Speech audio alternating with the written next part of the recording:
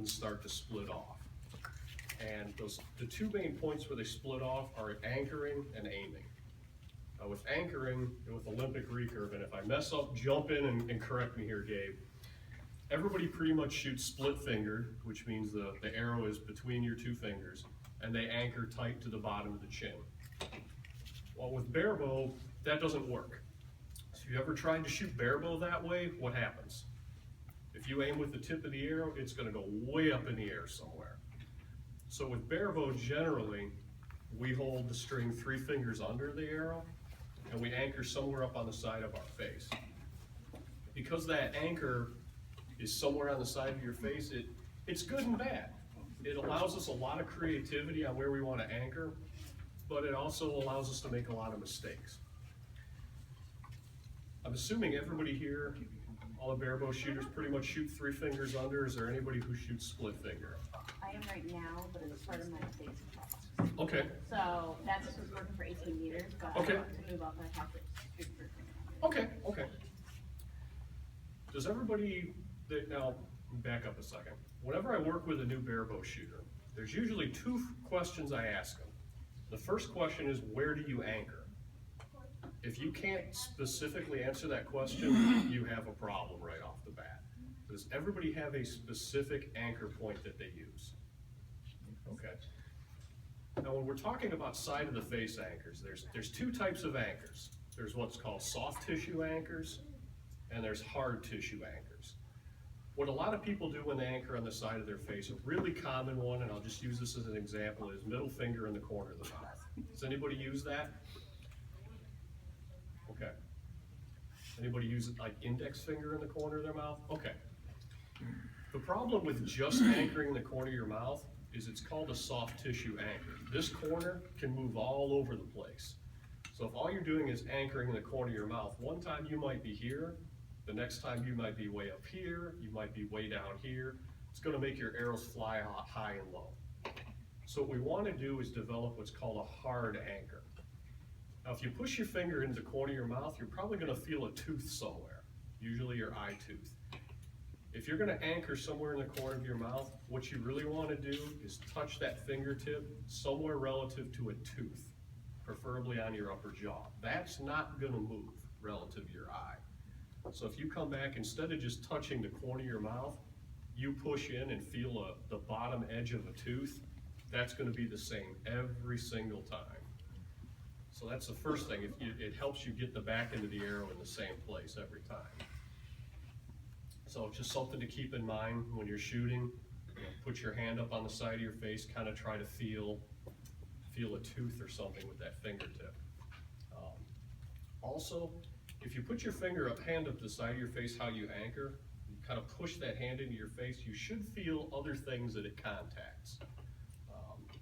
For example, if I've got, I'm sitting here, if I've got my middle finger in the corner of my mouth, I can feel this knuckle right on this bone, I can feel this thumb down on this jaw. The more points of contact you can make with that anchor, the more it's gonna lock your head into position.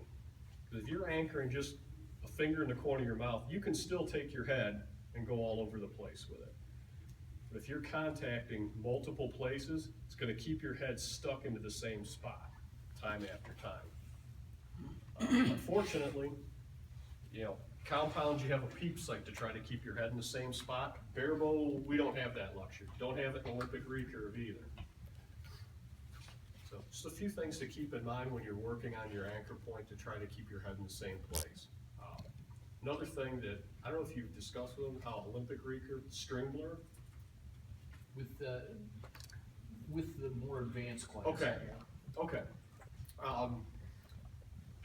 As you're back at anchor and you're looking at the target, you should see your bowstring somewhere in your peripheral vision. If you can line that bowstring up either with the side of the tip of your arrow, or some people line it up with a part of the bow riser, that's gonna keep your head left and right kind of in the same place, and take those groups and kind of narrow them up a little bit. It's just another thing to try to keep your head from drifting around too much. So that's anchor point. It's pretty simple, but unfortunately with barebow, there's a lot of ways to mess it up, and I've probably done all of them over the years. The other way that Barebow differs from Olympic recurve, and this is the most significant, is aiming. With compound or Olympic recurve, you've got a sight. With Barebow, we really don't have a sight. Technically, I guess we do. Does everybody here use the tip of the arrow as an aiming reference?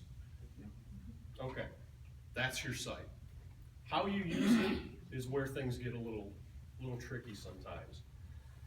The second, I said earlier that there's two questions I usually ask barebow shooters when I work with them. The second one is, where are you aiming? If you can't answer that question, again, that's a huge problem. So most of you guys are probably shooting 18 meters right now indoors. Does everybody know where they're aiming the tip of the arrow at 18 meters? If I handed everybody a target and I said, show me where the tip of your arrow's at 18 meters, everybody could tell me where they're aiming. Excellent. I see some heads going up and down, I see some heads not moving around so much. And that's fine, it's just something to think about. There are literally an unlimited number of ways to aim a barebow. For the purposes of discussion here, we're talking about competitive target shooting. There's two key ways that most competitive barebow shooters aim. There's something called pick a point or gap shooting, and then there's something called string walking. Let's talk about pick a point first, because it's probably the one that doesn't get used much indoors, but gets used outdoors a lot.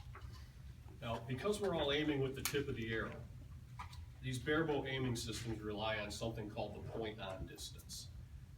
That is the distance at which, when your fingers are touching the nock, and you're not string walking as some people do, you can hit something by aiming with the tip of the arrow directly on what you want to hit.